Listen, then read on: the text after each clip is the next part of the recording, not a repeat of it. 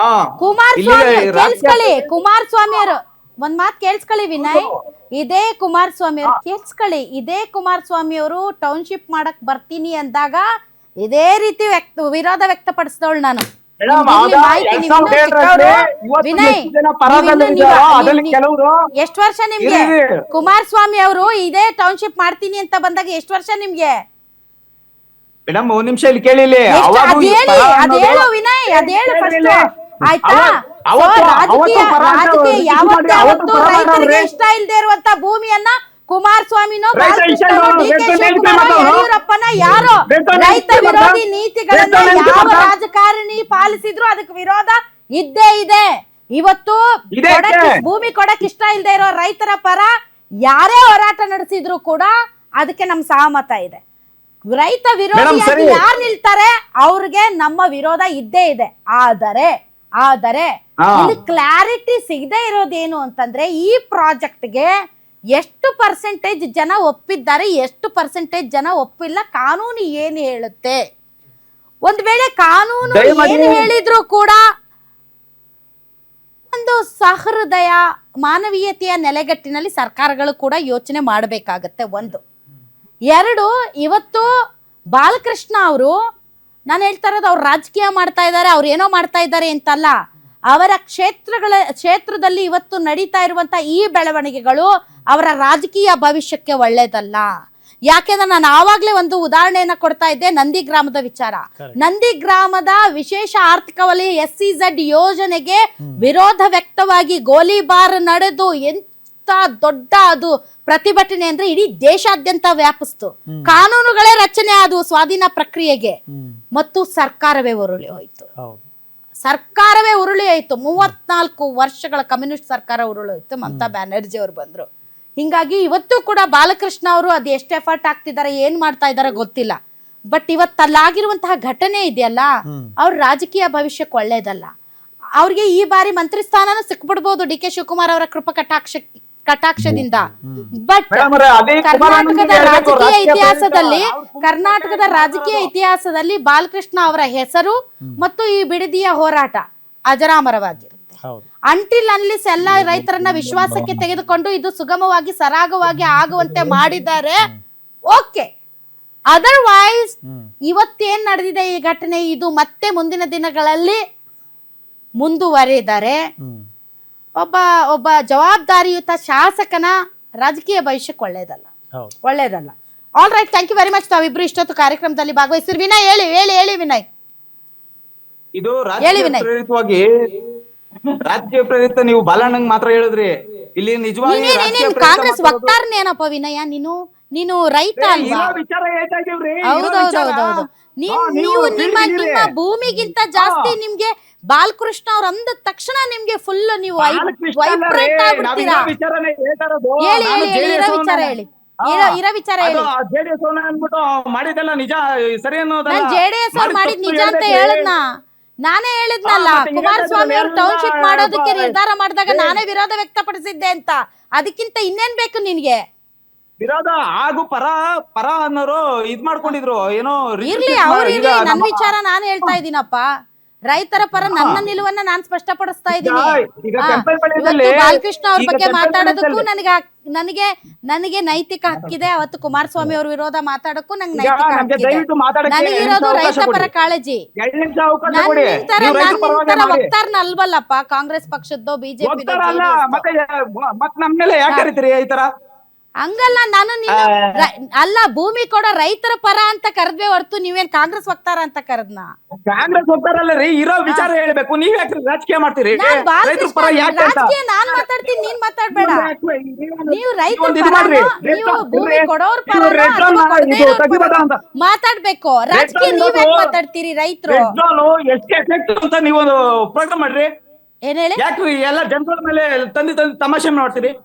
ನಾವೇ ತಮಾಷೆ ನೋಡಕ್ಕೆ ನೀವು ತಾನೇ ಮಾಡ್ಕೊಂತಾ ಇರೋದು. ನೀವು ಮೀಡಿಯಾದವರು ಅಂಕೆ ಮಾಡ್ತಾ ಇದ್ದೀರಾ. ಏನ್ ಮಾಡಿದ್ವಿ ಹೇಳಪ್ಪ? ಈಗ ರೆಡ್ ಝೋನ್ ಇರೋದ್ರಿಂದ ನೀವು ಪ್ರೋಗ್ರಾಮ್ ಮಾಡಿ ಮೇಡಮ್, ಪ್ರೋಗ್ರಾಮ್ ಮಾಡಿ ನೀವು. ಏನ್ ಹೇಳಿ? ಈಗ ರೆಡ್ ಝೋನ್ ಇದೆಯಲ್ಲ, ರೆಡ್ ಝೋನ್ ಇರೋದ್ನ ಭೂಸ್ವಾಧೀನ ಮಾಡಕ್ ಆಯ್ತದ ಇಲ್ಲ ಬಿಡ್ಬೋದಾ ಅಂತ ನೀವು ಒಂದು ಇದ್ ಮಾಡಿ. ಇವಾಗ ನೀವು ಕೊಡೋ ಅಲ್ಲ ಕೊಡೋ ರೈತರದ್ದು ತಪ್ಪು ಅಂತ ನಾನು ಹೇಳದ್ನ ಈಗ ನೀವ್ ಮಾಡ್ತಾ ಇರೋದು ಸರಿ ಇಲ್ಲಪ್ಪ, ನೀವು ಭೂಮಿ ಮಾರ್ಕೊಳ್ತಾ ಇರೋರು ದೊಡ್ಡ ಅನ್ಯಾಯ ಅಂತ ನಾನು ಹೇಳದ್ನ. ಅಲ್ಲ ಹೇಳಿದ್ರ ಯಾರಾದ್ರು ಕೊಡ್ರಪ್ಪ, ನಿಮ್ಮ ಸ್ಥಿತಿಗತಿಗಳು ಹೆಂಗಿರುತ್ತ ಏನೋ, ಯಾರು ನಿಮ್ಗೆ ವಿರೋಧ ಈಗ ನಾವು ಇವರೆಲ್ಲ ಈಗ ಅಲ್ಲಿ ಕೆಲವು ಹೇಳಿದ್ರು 19 ಎಕರೆ ಐತೆ ಅಂತ. 19 ಎಕರೆ ಜೆಎಂಸಿ ಮಾಡಕ್ಕೆ ಯಾಕೆ ತಡೆದ್ರು ಇವರು? ಕೇಳಿ, ಕ್ವಶನ್ ಮಾಡಿ. ಅದನ್ನೇ ಹೇಳ್ತಾ ಇದಾರಲ್ಲ ಅವರು. ಬಾಲಕೃಷ್ಣ ಅವ್ರು ನಮ್ಗೆ ಅಶ್ಯೂರೆನ್ಸ್ ಕೊಟ್ಟಿದ್ರು, ಈಗ ಮಾಡೋರ್, ಈಗ ಯಾರ್ಯಾರು ಕೊಡೋರು ಇದಾರೆ ಅವ್ರದ್ದು ಓಕೆ, ಕೊಡದೇ ಇರೋರ್ಗೆ ಒಂದು ಅಶ್ಯೂರೆನ್ಸ್ ಕೊಡಿ ನೀವು ಅಂತ. ಅವ್ರು ಹೇಳಿದೇನಂತ, ನಿಮ್ಗೆ ಜೆಎಂಸಿ ಬೇಡ ಅಂದ್ರೆ ನಿಮ್ಗೆ ಬೇಡ, ಬೇಕು ಅಂದವ್ರಿಗೆ ಮಾಡಿಸ್ಬಿಡ್ತೀವಿ ಅಂತಾನೆ ಹೇಳಿದ್ರು. ನಾವು ಹೇಳಿಲ್ಲ ಅಂತ ಅವ್ರು ಹೇಳ್ತಾ ಇರೋದು. ಇಲ್ಲ ನಮ್ಗೆ ಅಶ್ಯೂರೆನ್ಸ್ ಕೊಟ್ಟಿದ್ರು ಮುಖ್ಯಮಂತ್ರಿಗಳ ಹತ್ರ ಕರ್ಕೊಂಡು ಹೋಗ್ತೀನಿ ಅಂತ.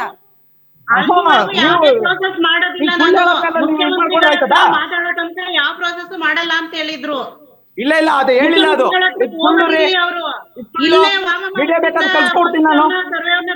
ನಾನು ಅದಕ್ಕೆ ನೀವ್ ವಿಡಿಯೋ ಕಳ್ಸ್ಕೊಡೋದಲ್ಲ, ಮಾಧ್ಯಮಗಳಿಂದ ಬಿಟ್ಬಿಡ್ಬೇಕು, ಪಾರದರ್ಶಕವಾಗಿ ಗೊತ್ತಾಗುತ್ತಲ್ಲ ಯಾರೇನ್ ಸುಳ್ಳು ಹೇಳ್ತಿದ್ದಾರೆ, ಯಾರೇನ್ ನಿಜ ಹೇಳ್ತಾರೆ. ಈಗ ನೀವ್ ಏನ್ ಮಾಡ್ಬಿಡ್ತೀರಿ ಅಂದ್ರೆ, ಬಾಲಕೃಷ್ಣ ಅವರು ಮಾಧ್ಯಮಗಳಿಂದ ದೂರ ಇಟ್ಬಿಟ್ಟು ನೀವು 4 ಕೋಣೆ ಮಧ್ಯೆ ಏನೋ ಮಾತಾಡ್ತೀರಿ, ಹೊರಗಡೆ ಬಂದು ನೀವೊಂದ್ ಹೇಳ್ತೀರಾ ಅವ್ರೊಂದ್ ಹೇಳ್ತೀರಾ, ನಾವ್ ಯಾರನ್ನ ನಂಬದ್ ಹೇಳಿ? ಅದಕ್ಕೆ ಪಾರದರ್ಶಕವಾಗಿರ್ಬೇಕಂದ್ರೆ ನಮ್ಮನ್ನ ಬಿಟ್ರೆ ಗೊತ್ತಾಗುತ್ತಲ್ಲ ಎಷ್ಟ್ ಜನ ಇದಾರೆ, 80% ಇದಾರ, ಎಷ್ಟು ಪರ್ಸೆಂಟ್ ಇದಾರೆ. ನಿಮ್ಮ ವಕ್ತಾರನ್ನ, ನಿಮ್ಮ ಗ್ಯಾರಂಟಿ ನ್ಯೂಸ್ ಅವರು ಹೋಗಿರ್ಬೇಕನ್ನೋ ಕೇಳಿ ನೋಡಿ. ಅವ್ರು ಹೋಗಿದ್ರೆ ಗೊತ್ತಾಗಿರುತ್ತೆ. ಒಳಗಡೆ ಬಿಟ್ಟಿಲ್ಲ ಬಿಡಿ, ಮಾಧ್ಯಮಗಳನ್ನ ಒಳಗಡೆ ಬಿಟ್ಟಿಲ್ಲ. ಹಂಗೆ ಅಲ್ಲಿ ಮಾತಾಡಿದೆಲ್ಲ ಹಂಗೆ ಟಿವಿಲಿ ಹಂಗೆ ಬಿಡ್ತೀರಾ? ಮಾಧ್ಯಮಗಳನ್ನ ಮಾತುಕತೆ ನಡಿಬೇಕಾದ್ರೆ ರೈತರ ಜೊತೆಗೆ ಮಾಧ್ಯಮಗಳನ್ನ ಬಿಟ್ಟಿಲ್ಲ.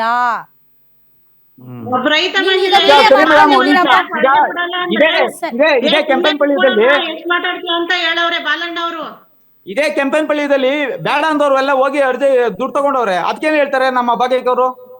ಕೇಳಿ, ಅಲ್ಲಿ ಮಾಡ್ಕೊಳ್ಳೋಣ, ಅಲ್ಲಿ ಫುಲ್ 80% ಅದೇ ಅಂದ್ರೆಲ್ಲ ಮಾಡ್ಕೊಳ್ರಿ. ನಮ್ಮೂರಲ್ಲಿ 80% ಇಲ್ಲ. ನೀವ್ಯಾಕೆ ತಡೆ ಹಿಡಿದ್ರಿ?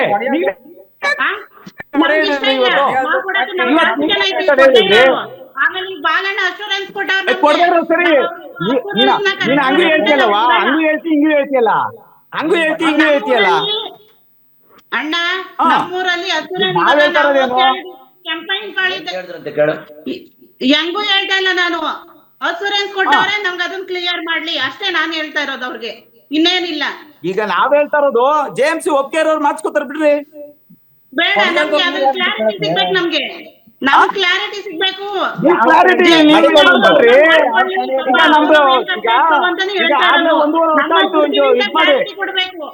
ಈಗ 1.5 ವರ್ಷ ಆಯ್ತು. ಈಗ 1.5 ವರ್ಷಕ್ಕೆ ಈಗ 6 ತಿಂಗಳು ಮುಂದಕ್ಕೆ ಹೋದ್ರೆ ನಮ್ಗೆ ಎಷ್ಟು ಲಾಸ್ ಗೊತ್ತಾ?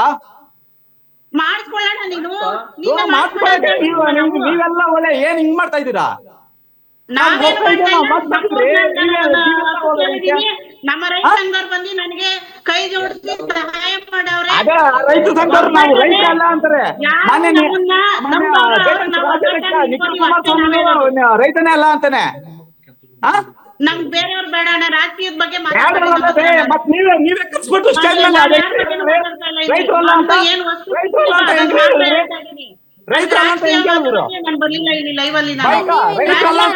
ವಿನಯ್ ಹೆಂಗ್ ಮಾತಾಡ್ತಿದ್ದೀರ ಅಂದ್ರೆ, ಭಾಗ್ಯ ಅವರು ಕುಮಾರಸ್ವಾಮಿ ಅವರು ವಕ್ತಾರರು, ನೀವು ಬಾಲಕೃಷ್ಣ ಅವ್ರ ವಕ್ತಾರ ತರ ಮಾತಾಡ್ತಿದ್ದೀರಾ.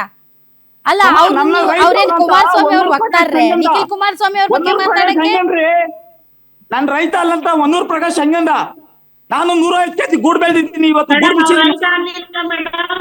ಇವ್ರು ಸುಮ್ಮನೆ ಅವರು ಪರ ಇರೋ ರೈತರು ಅವ್ರ ಕಷ್ಟನೂ ಆಲಿಸ್ತೀವಿ ನಾವು.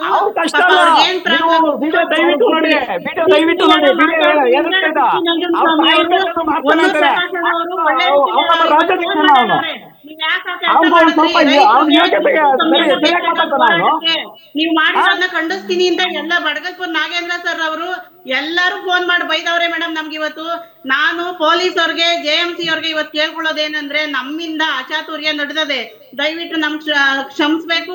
ನಮ್ಮ ಪರಿಸ್ಥಿತಿನೂ ಮಾಹಿತಿ ತರ ತಿಂತಾ ಇದೀವಿ ಮೇಡಮ್. ಎಲ್ಲಂದ್ರಲ್ಲಿ ಬೇಯಿಸ್ಕೊಳ್ಳೋದು, ರಾತ್ರಿ ಹಗಲು ಯಾವ್ದು ಗೊತ್ತಾಯ್ತಾ ಇಲ್ಲ ನಮ್ಗೆ ಬೀದಿಲಿ. ಅಲ್ಲ, ನಿಮ್ ಮಗನೋ ಮಗಳಿಗೋ ಪರ್ಕೆ ತಗೊಂಡು ಹೆಂಗೆ ನಿಮ್ಗೆ ಕೆಲ್ಸಕ್ ಬಂದಾಗ ಅದು ಸಹನೆ ಕಟ್ಟೆ ಮೀರಿದ್ಮೇಲೆ ಆಗಿರೋದು. ನಮ್ಮ ಆನೆಕಟ್ಟೆ ಅಂದ್ರೆ ಈಗ ಆಯ್ತಾಯ್ತು, ಅದೇ ಅದೇ ಅದೇ ನೋಡಿ, ಇದು ಗೌರ್ಮೆಂಟ್ ಮಾಡೋ ಕೆಲ್ಸನೇ ಇದು. ಅಲ್ಲ, ಮಗುನು ಚೂಟುತ್ತೆ, ತೊಟ್ಲು ತೂಗುತ್ತೆ, ಅದೇ ನಡೀತಾ ಇರೋದು ನಿಮ್ಮಿಬ್ಬರ ಮಧ್ಯೆ ಈಗ.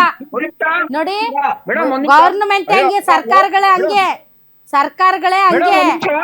ಮಗುನು ಚುಟ್ಟುತ್ತೆ, ತೊಟ್ಲು ತೂಗುತ್ತೆ. ಇವತ್ತು ಅಧಿಕಾರಿಗಳು ಗೊತ್ತು, ಅಧಿಕಾರಿಗಳು ಬಂದ್ರೆ ಅಲ್ಲಿ ಪರಿಸ್ಥಿತಿ ವಿಕೋಪಕ್ಕೆ ಹೋಗುತ್ತೆ ಅಂತ ಗೊತ್ತು, ಎಲ್ಲರಿಗೂ ಗೊತ್ತು. ಸರ್ವೆ ಬಂದ್ರೆ ಪರಿಸ್ಥಿತಿ ವಿಕೋಪಕ್ಕೆ ಹೋಗುತ್ತೆ ಅಂತ ಗೊತ್ತಿದ್ರು ಕೂಡ ಕಳಿಸಿದ್ರು. ಇದು ಸರ್ಕಾರ ನಿಮ್ಮನ್ನೆಲ್ಲ ಆಟ ಆಡಿಸ್ತಾ ಇದೆ ಅಷ್ಟೇ, ಆಟ ಆಡ್ತಾ ಇದ್ದೀರಾ. ಆದ್ರೆ ಇಲ್ಲಿ ಕೊಡೋರು ಮತ್ತು ಕೊಡದೇ ಇರೋರು ಇವರಿಬ್ಬರ ಹಕ್ಕುಗಳನ್ನ ರಕ್ಷಿಸಬೇಕು, ಇಲ್ಲ ಅಂತ ನಾನು ಹೇಳಿಲ್ಲ. ಆದರೆ ಈ ಒಂದು ಯಾವುದೇ ಭೂಸ್ವಾಧೀನ ಪ್ರಕ್ರಿಯೆ, ಥ್ಯಾಂಕ್ ಯು ವೆರಿ ಮಚ್, ತಾವಿಬ್ರು ಇಷ್ಟೊತ್ತು ಕಾರ್ಯಕ್ರಮದಲ್ಲಿ ಭಾಗವಹಿಸಿದ್ರೆ. ನೋಡಿ, ಯಾವುದೇ ಒಂದು ಈ ರೀತಿಯಾದಂಥ ಭೂಸ್ವಾಧೀನ ಪ್ರಕ್ರಿಯೆಯ ಸಂದರ್ಭದಲ್ಲಿ ಈಗಾಗಲೇ ಕಾಯ್ದೆಗಳಿವೆ, ಅವುಗಳನ್ನ ಅನುಸರಿಸಬೇಕು. ಮತ್ತು ನೀವು ಒಂದು ಎಫರ್ಟ್ ಕಾಣ್ತಾ ಇಲ್ಲ. ಈಗ ಕೊಡೋರು ಓಕೆ, ಕೊಡೋರಿಗೆ ನೀವು ಏನು ಮಾಡ್ತಿರೋ, ಕೊಡದೇ ಇರೋರನ್ನ ವಿಶ್ವಾಸಕ್ಕೆ ತೆಗೆದುಕೊಳ್ಳುವ ಯಾವ ಎಫರ್ಟು ಸರ್ಕಾರದಿಂದ ಕಾಣ್ತಾ ಇಲ್ಲ. ಬಾಲಕೃಷ್ಣ ಅವರು ಒಂದು ಮೀಟಿಂಗ್ ಮಾಡಿದ್ರು ಬಿಟ್ರೆ ಯಾವ ಎಫರ್ಟು ಕಾಣ್ತಾ ಇಲ್ಲ, ಯಾರು ಹೋಗ್ತಿಲ್ಲ, ಯಾರು ಮಾತಾಡಿಸ್ತಾ ಇಲ್ಲ. ಸೊ ನೀವು ಅಶ್ಯೂರೆನ್ಸ್ ಕೊಟ್ಟು ಅವ್ರನ್ನ ವಿಶ್ವಾಸಕ್ಕೆ ತೆಗೆದುಕೊಳ್ಳದೆ ಒಂದೇ ಸರಿ ಸರ್ವೆ ಕಳಿಸ್ಬಿಟ್ರೆ ಮತ್ತೆ ಅವ್ರ ಧ್ವನಿಗೆ ಯಾವುದೇ ಬೆಲೆ ಇಲ್ಲ ಅಂದಂಗ ಆಯ್ತಲ್ಲ. ಆ ನಿರಾಸೆ ಮತ್ತು ಆ ಒಂದು ಒಳಬೇಗುದೆ ಅವ್ರನ್ನ ಏನ್ ಬೇಕಾದ್ರೂ ಮಾಡೋದಕ್ಕೆ. ಸೊ ಈ ನಿಟ್ಟಿನಲ್ಲಿ ನಾನು ಹೇಳೋದು, ನಾನು ಇಲ್ಲಿ ರಾಜಕೀಯ ಮಾತಾಡಕ್ ಕೂತಿಲ್ಲ, ಬಟ್ ಬಾಲಕೃಷ್ಣ ಅವರ ರಾಜಕೀಯ ಜೀವನ ಹೌದಲ್ವಾ, ಇದು ಗೊತ್ತಿಲ್ದೇನೋ ಬಾಲಕೃಷ್ಣ ಅವರ ಕ್ಷೇತ್ರದ ಒಳಗೆ ಬಂದ್ಬಿಟ್ಟಿದೆ. ಹೌದಲ್ಲ, ಅದನ್ನ ಯಾವ ರೀತಿ ಇವ್ರು ಹ್ಯಾಂಡಲ್ ಮಾಡ್ತಾರೆ ಅನ್ನೋದು ತುಂಬಾ ಇಂಪಾರ್ಟೆಂಟ್. ಬೇಸರ ಇದೆ, ಭೂಮಿ ಕೊಡದೇ ಇರೋರ ಪರವಾಗಿ ಬಾಲಕೃಷ್ಣ ಅವ್ರು ಮಾತಾಡಲ್ಲ, ಅವರ ಧ್ವನಿಯನ್ನ ಸರ್ಕಾರಗಳಿಗೆ ಮುಟ್ಟಿಸ್ತಾ ಇಲ್ಲ ಅಂತ. ಆ ನಿಟ್ಟಿನಲ್ಲಿ ನೀವು ಒಂದ್ ಸ್ವಲ್ಪ ಇನಿಷಿಯೇಟಿವ್ ತಗೊಳ್ಳಿ. ನೀವು ಕೂಡ ಸರ್ಕಾರಗಳು ಹೇಳಿದ ಹಾಗೆ ಕೇಳೋದಕ್ಕೆ ನೀವು ಅಲ್ಲಿಲ್ಲ, ಆ ಕ್ಷೇತ್ರದ ಜನ ನಿಮ್ಗೆ ಮತ ಒನ್ ಸೈಡ್ ಮಾತಾಡಕ್ಕಿಲ್ಲ. ಹಾ